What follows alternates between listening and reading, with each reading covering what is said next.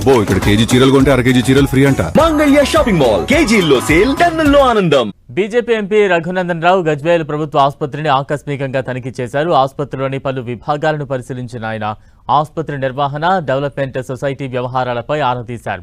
ప్రభుత్వ ఆసుపత్రిలో ప్రైవేట్ ఆసుపత్రులకు సంబంధించిన ఏజెంట్లు పనిచేస్తున్నారనే విషయం తమ దృష్టికి వచ్చిందన్న రఘునందన్, ప్రభుత్వ ఆసుపత్రికి వచ్చే రోగులను ప్రైవేట్ ఆసుపత్రులకు తరలించే ప్రయత్నాలు జరుగుతున్నాయనే ఆరోపణలపై అధికారులు తక్షణమే చర్యలు తీసుకోవాలని కోరారు. అలాగే ఆసుపత్రి డెవలప్మెంట్ సొసైటీ కమిటీ వ్యవహారాల్లోనూ అవకతవకలు జరుగుతున్నాయని ఆరోపించారు.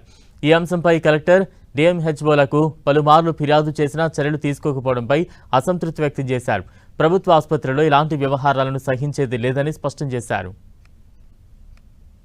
ఖచ్చితంగా ప్రజలకి మెరుగైన వైద్యం ఉచితంగా ప్రభుత్వ ఆసుపత్రుల నుంచి అందేందుకు 100% ఈ సందర్భంగా మెదక్ పార్లమెంట్ సభ్యునిగా ప్రయత్నం చేస్తాను. అయితే దురదృష్టం ఏంటంటే స్థానిక ఎమ్మెల్యే గారి అధ్యక్షతన నడవాల్సినటువంటి ఆసుపత్రి అభివృద్ధి కమిటీ మీటింగ్ రెగ్యులర్గా నడుస్తలేదనేది ఇక్కడ గజ్వేల్ ఆసుపత్రి రికార్డులు చూసినప్పుడు కనబడతా ఉంది. బహుశా మీ ఎమ్మెల్యే గారు కొంచెం బిజీగా ఉండడం వల్ల వారు ఆసుపత్రికి రాలేకపోతా ఉన్నట్టున్నారు. అట్లీస్ట్ 6 నెలలకో 3 నెలలకో ఒక కమిటీ మీటింగ్ పెట్టి ఆసుపత్రిలో ఏం జరుగుతుంది, ఏం జరగాలి అనే విషయం లోపల వారు గతంలో పెద్ద పెద్ద పదవులు నిర్వహించారు కాబట్టి వారికి చెప్పాల్సిన అవసరం లేదు.